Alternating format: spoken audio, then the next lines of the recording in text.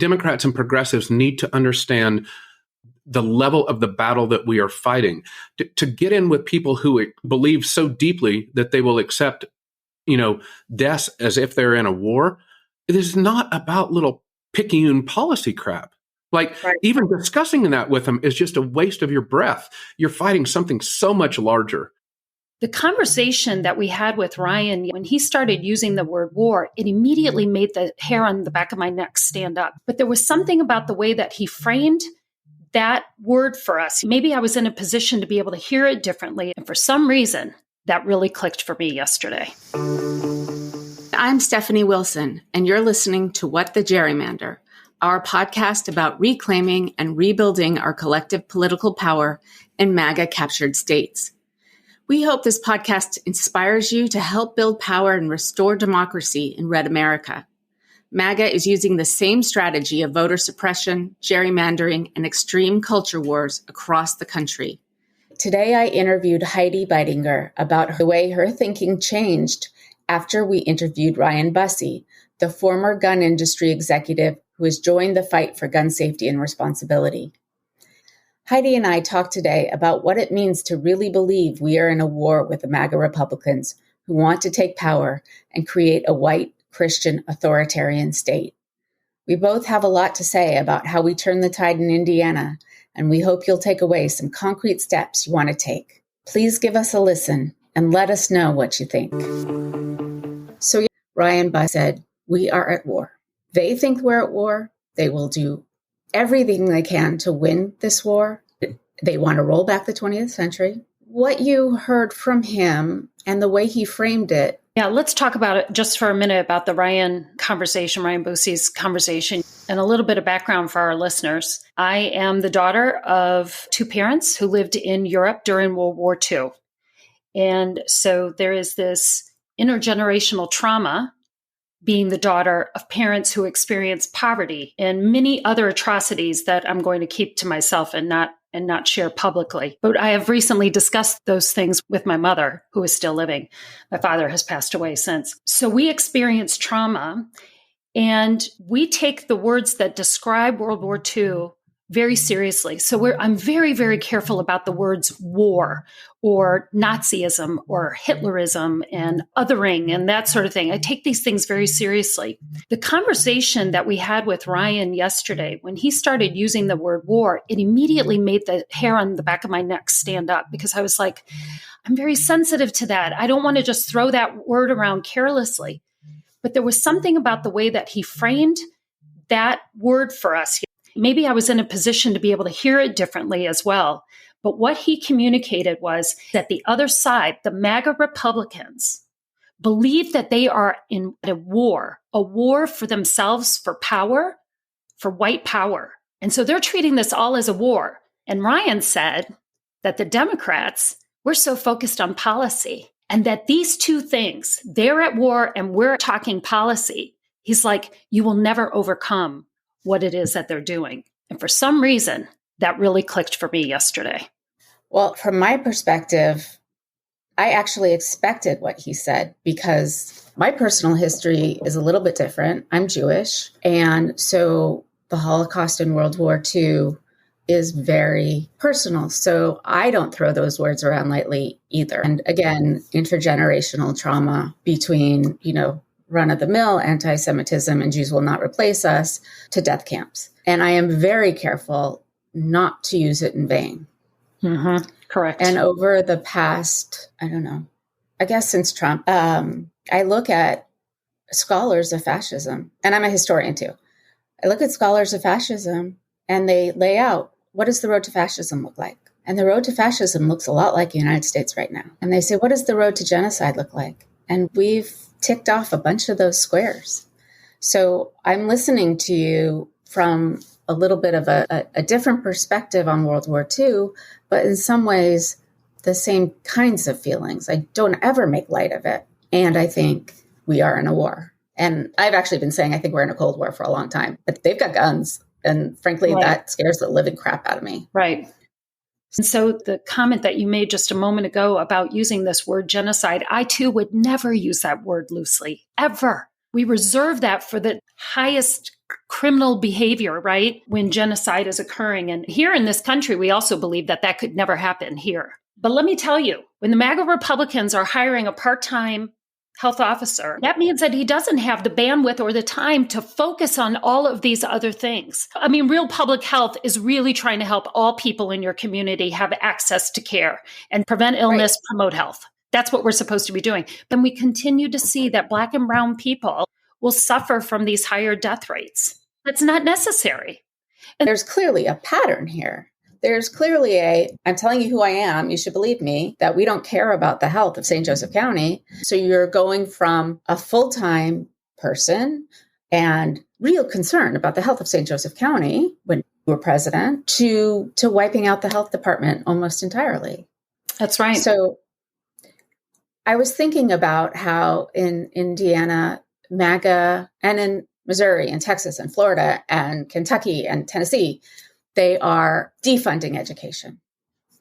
And for a long time, we thought, okay, well, their goal is to break public education. Well, I don't think that's what it is.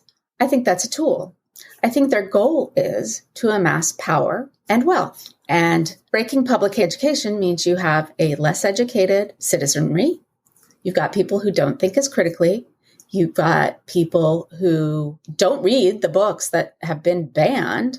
Mm-hmm. And you can't talk about race because that's somehow off limits. And all of a sudden, you have created a citizenry ripe for authoritarianism.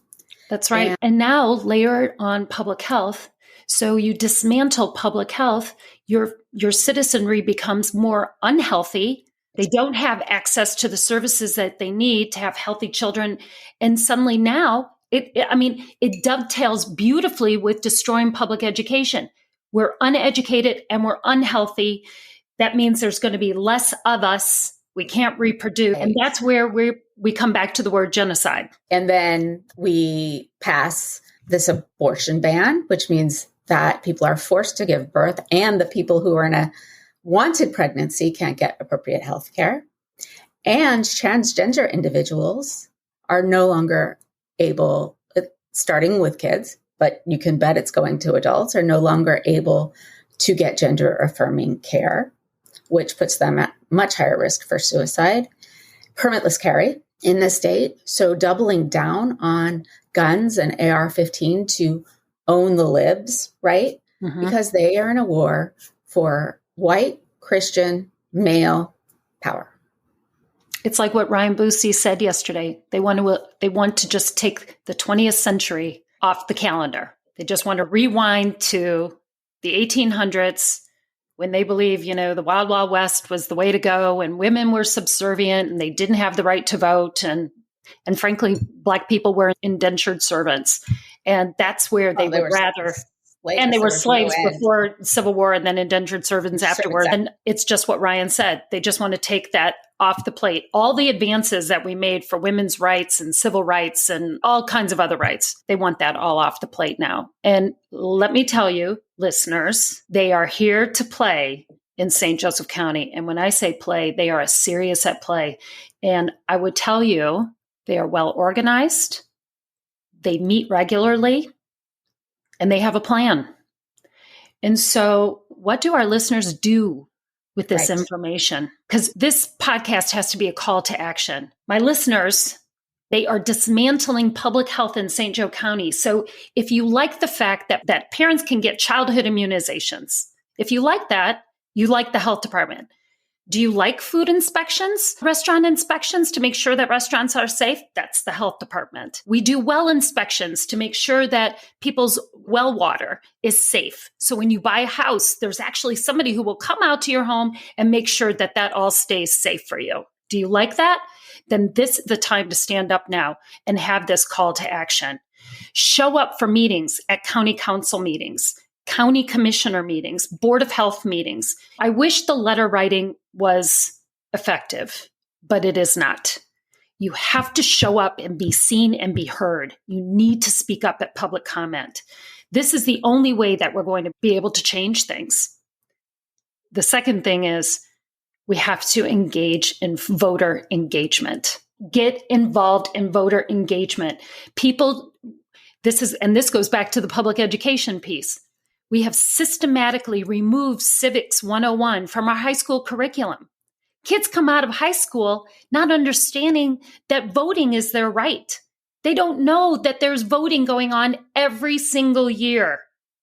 So we have to reteach Civics 101 to people. So we need to be talking to our friends and family about getting registered to vote, when to vote, how to vote. And then you need to tell those 5 people that they have to go do that with 5 people, et cetera, et cetera, et cetera. This is the call to action. And so taking a couple steps back, Who's Your Victory Alliance, what all of that means is building political power. And building political power means that you are engaging with voters, you understand what their concerns are, you teach people how to run, you fund people to run for office.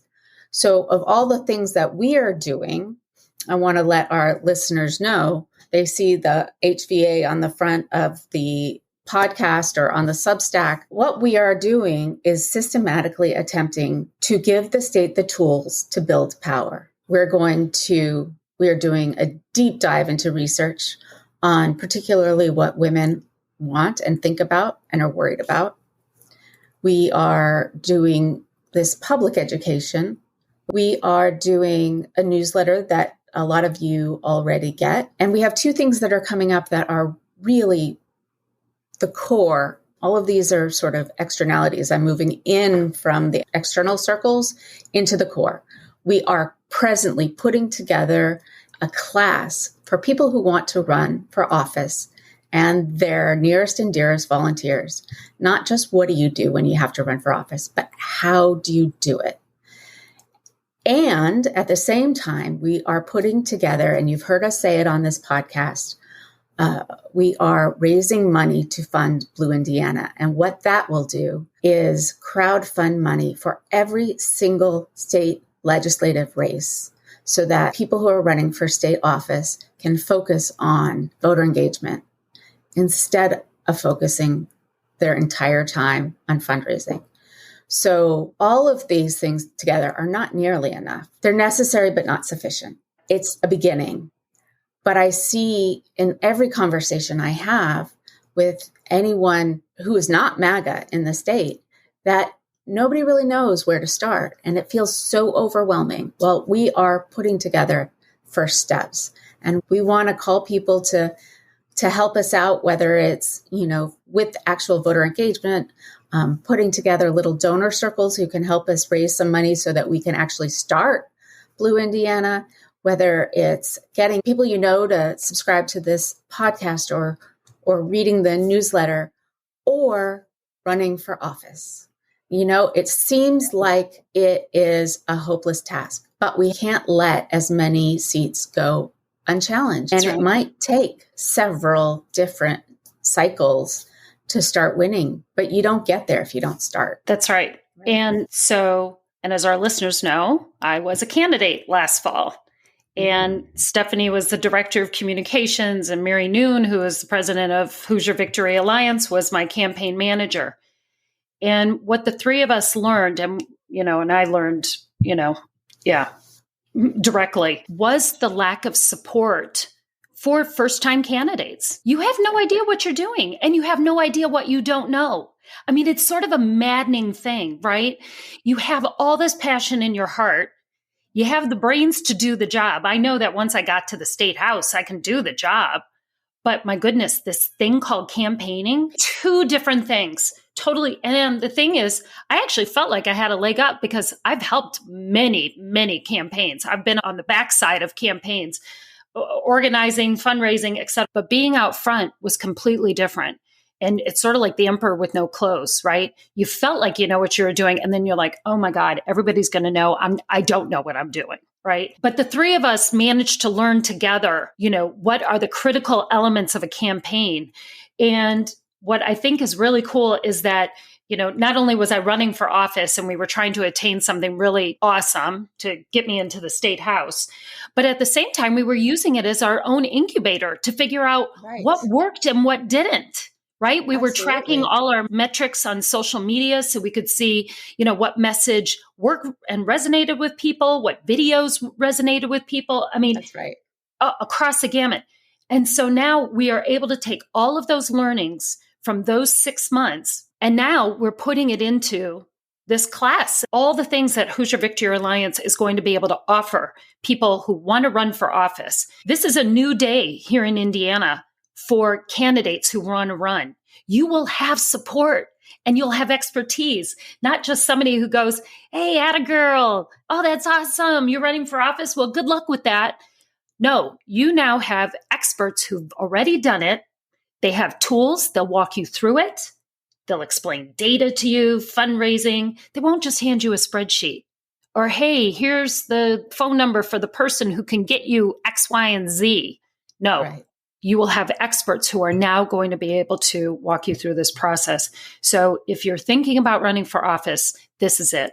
This is the time to do it. And if you're thinking about it, next year, or you want to prepare and get ready to, then let's build that bench. Let's bring you on so you're ready to go in 2-3 years. Have the conversation now. And we can do that prep work. And then you become comfortable in that space. And we get you access to other people who have run and who've been successful. And we start building out your network.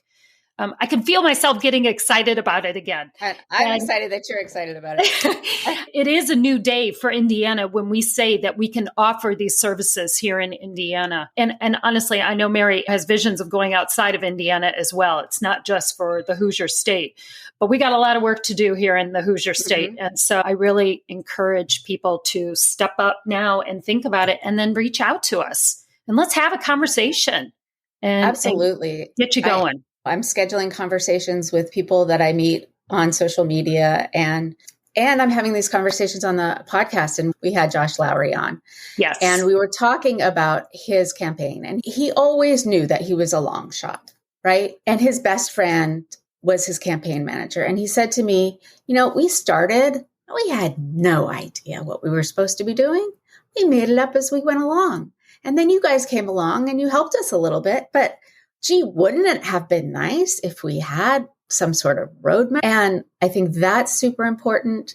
And I think I have been saying now for a while, we need to be knocking on every single door in the state and not just with, oh, hey, nice to see you. But we have to be able to connect with people on shared values and learn how to have those conversations at a door where you can figure out where the common ground is and build off of that. Because as Ryan Bussey said, the only way you convince people is if it's people that you know, right? Right. You got to talk to Uncle Bob and you got to talk to Susan 2 doors down and you got to talk to John 3 doors down because they know you and you know them and you're much more likely to be believed if people know who you are.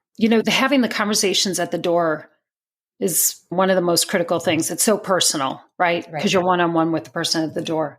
The thing that I would add to that is that we also need to go where people are. So neighborhood watch meetings. Mary and I would go to neighborhood meetings. We went to home association meetings. We went to community centers and so forth. And I would say that anybody who's thinking about running for office, start attending these meetings. Start going board meetings, council meetings, commissioner meetings. Let people see you, hear you, go to the podium and speak at public comment, and let people know what your values are so that they already start to get to know who you are. Start the process right now. And start your social media. Get on TikTok. Yeah. Get talking about what you believe in. First of all, for you people who are not on TikTok yet, it's kind of evil. Its algorithm is so good that within, 30 seconds, it knew what I wanted to see. And so I get video after video on trans rights, on abortion, on medical stuff, on, I don't get the teeny bopper stuff because it knows, right? Because they know who we are. They know who we are. And it's horrifying, but it's also a powerful tool. Your first video got 100,000 views. Yes. I remember. We were all like dazzled.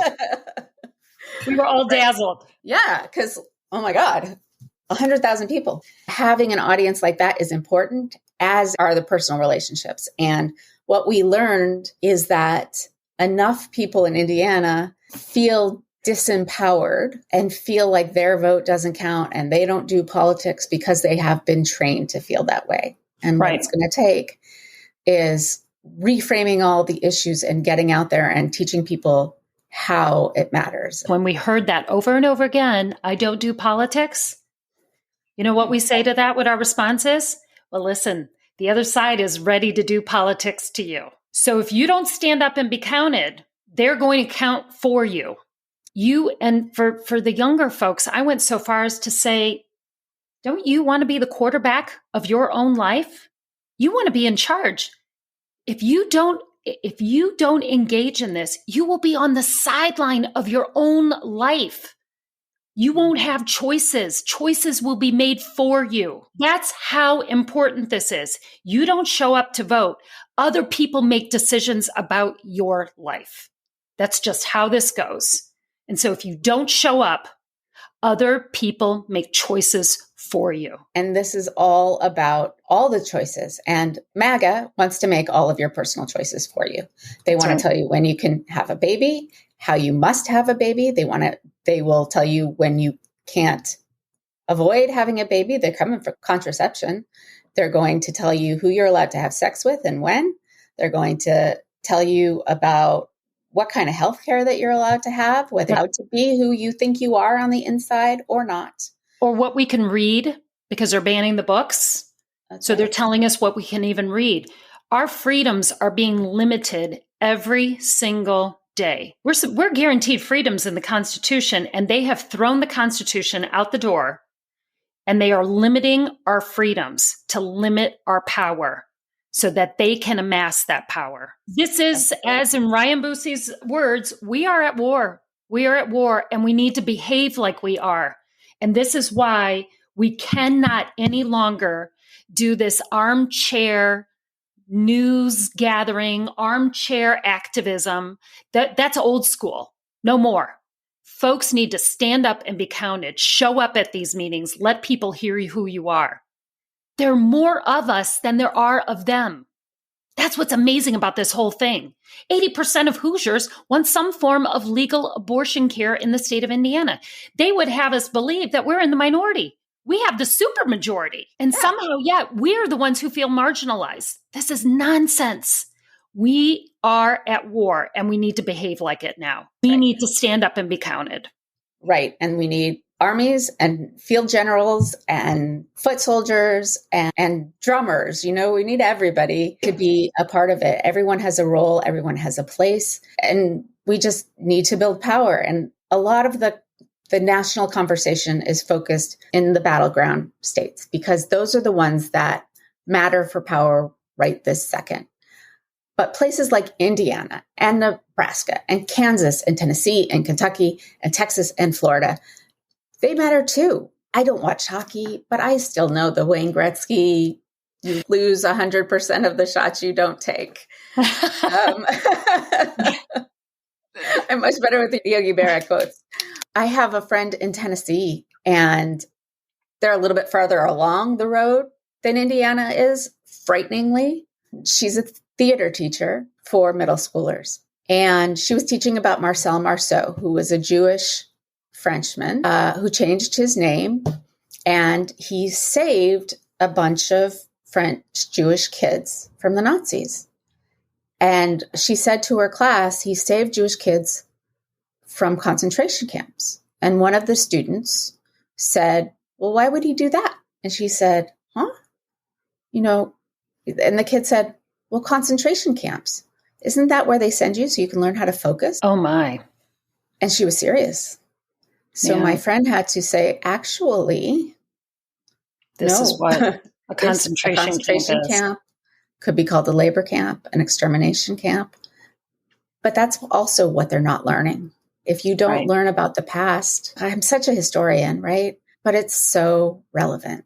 It is so relevant that you know what has gone before. And, given my parents' history with World War II, there was a period in my life where I was like, I can't hear another word about World War II. Like it was such a trigger. And I was so tired of hearing about it. Like, oh, that's never going to happen again. That was my naive brain at that time, decades ago. That was then. This is now. We're never going to experience that. Or the United States. Yes, Yeah. we're the United States. This could never happen in the United States with a democracy. But the problem is we are hanging on by a shoestring with our democracy. That's my role now, is to educate others. I'm experiencing MAGA politics, this war in real time. It's happening. And listeners, it is disheartening. I realize that this is the dismantling of public health in real time. Right. And it's also those sorts of tactics are used to distract, right? If you're focused on minutia, you're not seeing that public health is like going away. And so listeners, this podcast is to tell you in real time what's happening and to have a call to action. This is it. This is it. And step up and be a candidate. Step up and be heard, just as Stephanie outlined. There's a place for everybody. There's a role for everyone. Even those of you who live in blue states. Absolutely. You need to adopt a red state, whether it's Indiana or anything else. You need to adopt a red state, and you need to use your time and your talents and your money to help the states where democracy is losing. If you're lucky enough to be in a state where democracy is winning and your healthcare is good and your kids can be who they are meant to be, then you need to focus on places where that is not the same for everybody else. So that's my pitch to adopt Indiana as I have. And if it's not Indiana, it can be Tennessee. It can be there's plenty to go around. Plenty to go around. But the bottom line is, this is about a call to action. We need to save our democracy because it's hanging in the wind. And it's not just about everybody else's kids, right? It could be your kid tomorrow, Gen Z is identifying as LGBTQ at 20% in comparison to Gen X, which is 3%. So all that they're doing against trans kids, against pregnant people, against education, it's your kid that's hanging in the balance. It's not just somebody else's. So thank you so much, Heidi, for giving us something to think about. And we will be back next week and we'll talk to you then. Thank you, Stephanie, for having me. I really appreciate this. And I got to tell you, it really helps to talk about it as well and to share with the listeners what's going on and that we can overcome this. We really can. And so reach out to us. Let's have some conversations. I'm looking forward to my phone starting to buzz so that we can start talking to folks about running for office and getting involved. Thanks for listening to our conversation with Heidi. Please be in touch with us as we create our course for candidates and build Blue Indiana. We could use everybody's help, whether it's volunteering or donating. We need you all. If you like what you heard today, in the words of Gen Z, smash that subscribe button wherever you get your podcasts and leave a review on Apple Podcasts. We thank you, and democracy thanks you.